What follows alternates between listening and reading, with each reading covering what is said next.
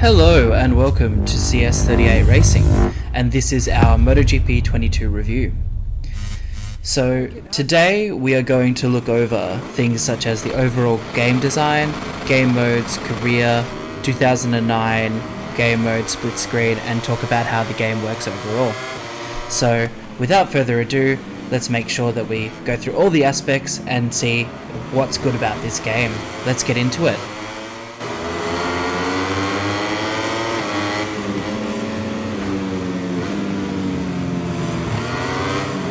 First up, we are looking at style and design.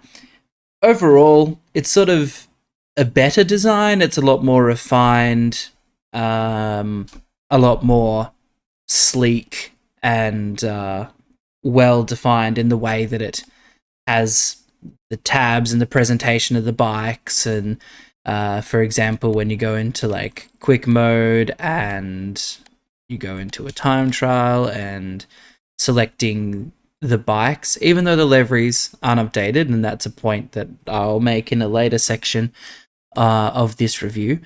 But you can see that the lighting and the graphics around the bikes is, I would say, considerably improved, particularly in the menu section. Maybe not so much in the actual game itself. Make sure to check out the MotoGP 21 versus MotoGP 22 video that I released a couple days ago, and I'll put the card and the link in the description, so make sure to check that out. But certainly in-game presentation is a lot better, definitely a lot stronger than GP21, the way that it's sort of almost like a WRC sort of vibe in the way that the bike and the rider is center to the experience. So I think overall the visuals and the style of the overall game is quite improved, and you know, looks great, and that's what we always want, to improve the level of realism.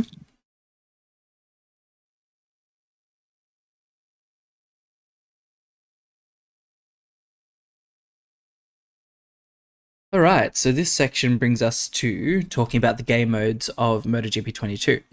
So, if we go back out to this main menu, obviously we have the career mode, quick mode, 2009 season gameplay, multiplayer, which is online multiplayer, but you can also go through quick modes and do split screen. So I'll put some footage through of that. But overall, the game modes are pretty much the same, bar the addition of the split screen and the addition of season 2009 to a new career mode. It's pretty much the same. There's not a huge amount that has changed. You know, you go through, you pick your calendar, you pick your manager, and it's all sort of relatively similar, just a little bit more snazzy. Nothing too drastic has really changed in this section,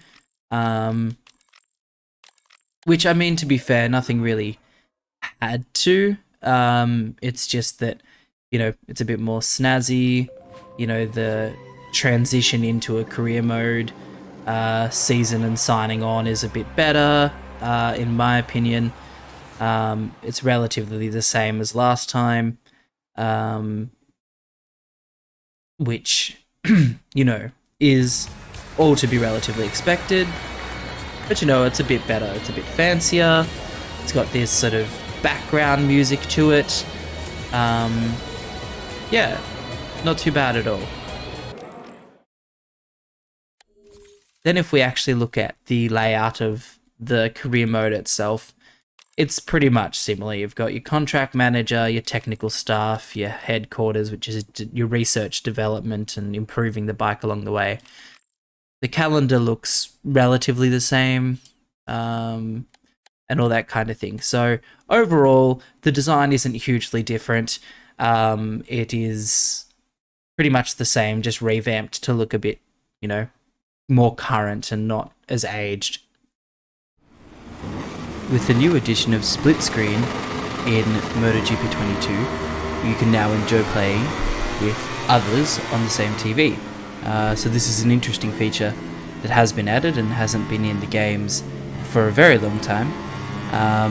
And I think it's a good step, but ultimately it's rather somewhat gimmicky, and it's not necessarily something that everyone would use, but I think it's a good addition to maybe make the game a bit more family friendly for younger kids and that kind of thing, and overall a good way to verse your mates. So yeah, have a go on the split screen.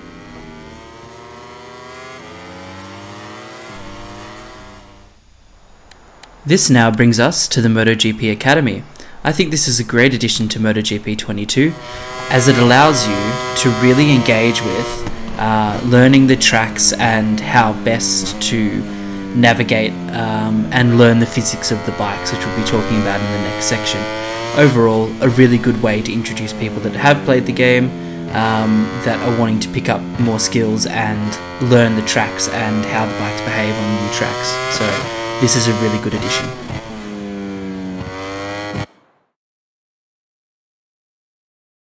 Season 2009, which is a really good way to engage with the sport's history and really retrospectively look back at the bikes and the riders and the designs and the tracks and the amazing stories of the different riders that make up the GP championship, and the legends that, you know, will still make history today.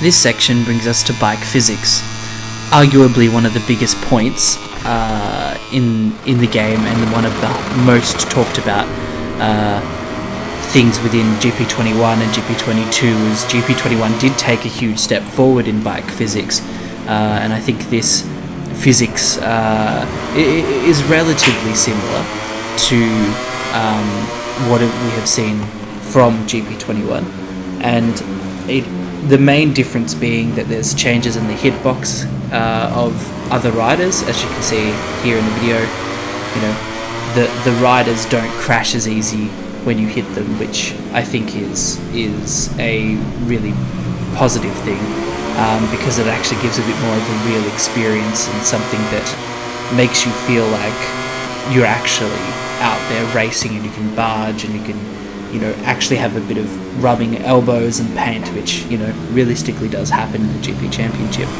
Probably the biggest difference that I've noticed, having played this game for 2 or 3 days, is that the bike physics itself is definitely heavier on braking. The bike doesn't like to turn when you're braking, which I think is good, because realistically, in real life, you're not just going to slam on the brakes and turn.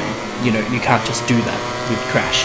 So I think incorporating this aspect into how you play the game would be a really good way to work around and become faster. Is think about, you know, straight inline braking and then being able to come in smoothly and feather off the brakes and feather on the accelerator. I think it's definitely a big way to get around this sort of thing. So overall, I'd say it's more realistic. This obviously brings us to the ride height device. So the biggest thing about the ride height device, as you can see here, it's engaged just then, is that in real life it obviously lowers the center of gravity and increases the top speed that of the machine. The Ducatis really are the innovator of the ride height device. I'm still going to be doing a test later on to see the accuracy and how good the ride height device actually is. I think it's a good addition because it adds another element of realistic gameplay. So I think that is overall a good thing. So those are probably more of the positive things. Visually, if you haven't seen the MotoGP 21 versus MotoGP 22 video, I would say that GP 22 is slightly better visually than GP 21. The lighting on the track, as you can see here, there is sort of shadow on certain parts of the track and not shadow elsewhere, sort of simulating what clouds would be like. And I think that that is overall a positive thing. This is currently on PS4. I'm getting the PS5 next week, so we'll have to see how this operates on a PS5 system as well. So I'd say the visuals are better. The physics, yes, it's a bit of a steep learning curve, but I think overall it is a positive thing and a good step in the right direction for MotoGP overall. With that being said, bike recovery. Still no AI bike recovery, so it's practically a pointless feature. It looks good in the trailers of the release videos, but until the AI do the same, you're just at a major disadvantage, and it's not something that's really going to make your gameplay any better or more worthwhile. With that being said, the AI are more aggressive. They're still crashing, as you can see here at the Red Bull Ring track, but I think it is good that they are a bit more aggressive, and I'd like to see that sort of carry into the Moto3 category, where you've got, rider trains of 20 or so riders really battling for the last 10 laps. So that's good. Some cons overall: no dynamic weather. This is something that we know Milestone could incorporate. They have it in Ride 4, they have it in Ride 4, so it is something that can definitely be incorporated into MotoGP 22, and it is something that is a realistic aspect of the GP races themselves. Coming back onto a point in career mode is you're still not able to actually have a teammate if you create your own team, so you're always going to be at disadvantage in the Constructor Championship and or Team Championships. So it'd be really good if they could integrate that, as they already have the teammate sort of thing going in the managerial section of career mode. So I think that would be something that's really good to add as well. So another thing would be, this game still doesn't have updated liveries. That's really frustrating, as it is a released game. You would like the fact that we're 5 races down to have updated liveries. Also, it would be nice to see Moto3 and Moto2 have tests in career mode, so you could develop the bike also. Overall, not a bad step in the right direction for MotoGP 22. This now leads us on to customization and livery editor. For me personally, this is the biggest letdown. It is still the same as MotoGP 21, bar a few little changing the way that the graphics look like here with the Ducati. It's a slightly different livery design, but overall it's still rather limited. There's not a huge amount that you can really edit or get into. It would be nice if you could add aspects of like Ride 4, where you can actually go in and fully customize your livery and a whole bunch of other aspects, which would be really nice to do, because that would really get gameplay and people engaging with it. This is the same with the motorbike rider. You can't do anything. It'd be great to see more leathers. It'd be great to see more adjustment of, like, you could have your left gloves a different color to your right gloves. That would be something that would be really nice to see, and a greater diversity of number positioning, helmet editors, and all that. It's relatively the same as GP21. So overall, I'd give this a thumbs down for any innovation in that section. With that being said, though, you can get a few extra leathers if you get the Day 1 edition, but if not, it's still the same leathers as MotoGP 21.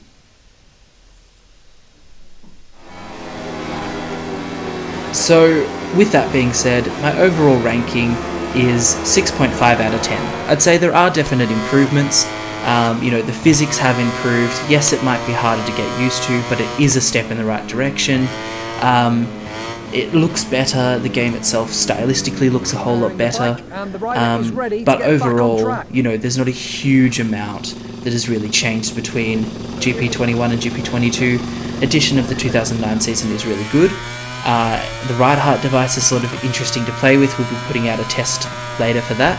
But overall, not too bad. A little bit of improvement, but not huge. Hence, 6.5 out of 10. Alright, thank you guys, and see you on the next video.